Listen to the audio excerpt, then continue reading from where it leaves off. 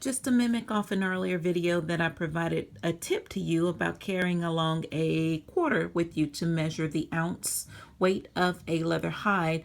Just a close-up of just various leather hides that I've used in the past. Just we'll call them swatches available right now for this video to measure the ounce of a hide so you can see that our quarter, remember, measures at 1/16 of an inch. So that I have it stacked on top of this edge of this leather here, which is like an upholstery leather hide. You'll see that it's just about at 1/16. Now, something a little less than 1/16, I do have an apparel leather, we'll call it. It's basically a lamb skin. It's very buttery soft. It has almost like a slight spongy effect, but that's for the comfort in wearing it as a garment. But you'll see that it is less than a 1/16 of an inch compared to our quarter. Let me zoom in here. So you'll see that that would work very well with our commercial machine. I also have a nice metallic kid goat leather hide, which basically kid is just reference the goat being young, and it's a little full print, but you can see also that that is less than a 1/16 of an inch, so I was able to sew this with ease. Now mind you, I do have a walking foot attachment for my commercial machine, which makes it better and as far as the effort goes into sewing leather on a commercial machine. You will need a walking foot attachment to be able to have it neatly and successfully finished.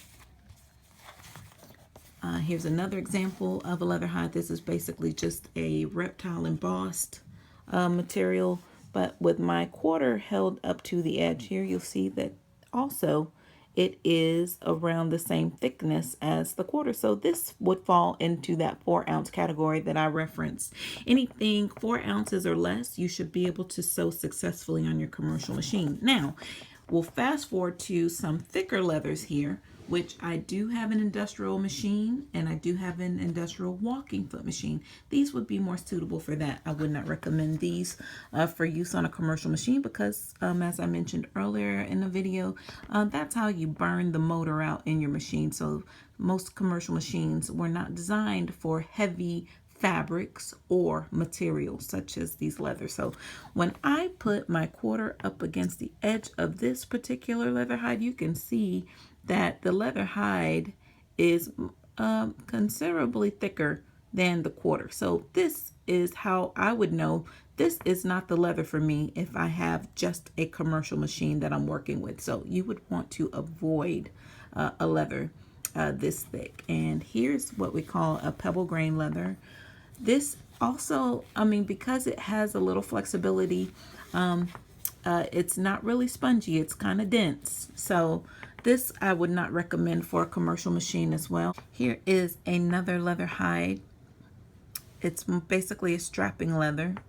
You'll see that it's also thicker than the quarter, so I would not recommend this for the commercial machine. So, all right, just wanted to provide some examples for you to see when you do take your quarter along with you on your next buying trip and you only have a commercial machine that you're working with, keep the thickness in mind. If it's thicker than a quarter, you will experience some difficulty in sewing. All right, stay tuned for the next video on can I sew leather on my machine.